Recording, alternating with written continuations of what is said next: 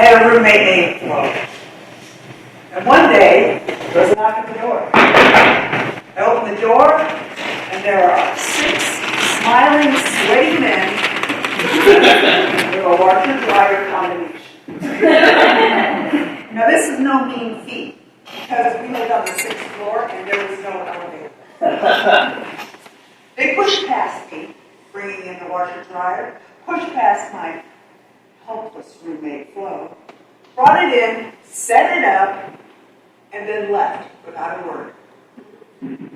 Flo went over to stare at the washer-dryer combination in shock. And I said to her the same thing I always said to her. What the hell are you doing? You see, we'd only been in our apartment for 3 months, and it was already filled to the gills. A sofa, a hand-carved bar, appliances, lamps, just everything, all brought by a bunch of men who thought they had a chance with Flo. Now, I talked to Flo. She's one of those women, actually a person, who just doesn't know how to say no to gifts. I talked to the men, all of them. But the fact that she was accepting the gifts just encouraged them to bring more. Now, don't get me wrong. I had my share of men. I was in the Navy. There are a lot of men. Sometimes I felt like I was in the candy store. With only 59 cents. I even had a Marine who asked me to marry him on our first and only date. He took to lurking in the shadows, jumping out at me with gifts. I had the sense not to accept it. Now, all of this is kind of annoying, but not very concerning, until John Paul got involved.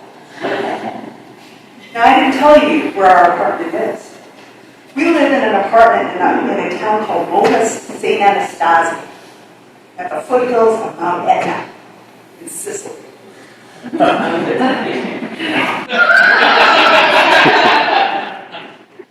John Paul was the head of organized crime in that area. And he had tried to drag us into his black market ring. And we resisted, earning his respect, me a new drinking buddy, and Flo another gift-obsessed man. But he wasn't bringing furniture and major appliances. He was bringing things like a pepper tree, a beautiful red leather outfit, a diamond ring. These are not, I want a wife gifts. These are, I want a mistress. Which makes sense because he was married with children. Now, in comparison to the Navy guys, John Paul made them look like they were preteens on bicycles. We really did not need this problem. And I tried very hard to figure out a way to talk to him about it without pissing him off. And then one day I was sitting and having a beer. And he says to me, what's her name?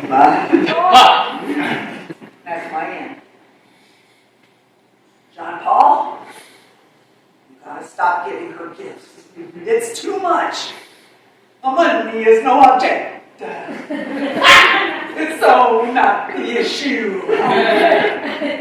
And I told him all about the furniture and the major appliances. I told him about the Navy guys just showing up with gifts. And he says to me, so she's not trying to take advantage of me.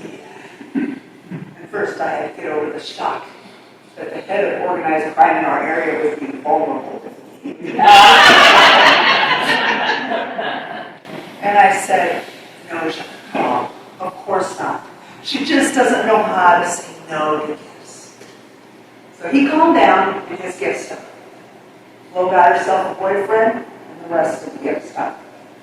My Marine went and stalked someone else after a teammate of mine rushed down the stairs in his tighty whities to save me when he jumped out at me one time. But you know, when Flo left, she took all that with her. Of course she did, right? I mean, what the heck is with this? But I can't help but think to myself that I should have got something for all my effort. like that hand car bar, or a lamp, or at least the washer dryer combination.